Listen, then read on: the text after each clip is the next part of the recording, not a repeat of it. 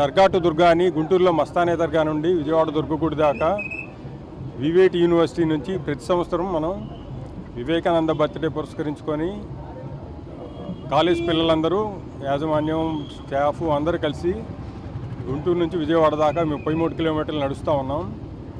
Main ఉద్దేశం వల్ల అందరం కలిసి అన్ని మతాలు కానీ అన్ని కాస్టులు కానీ అందరూ కలిసి ఉండాలనే దానికి చేస్తూ ఉన్నాం. నేషనల్ ఇంటిగ్రేషన్ వాక్ అని చేస్తున్నాం.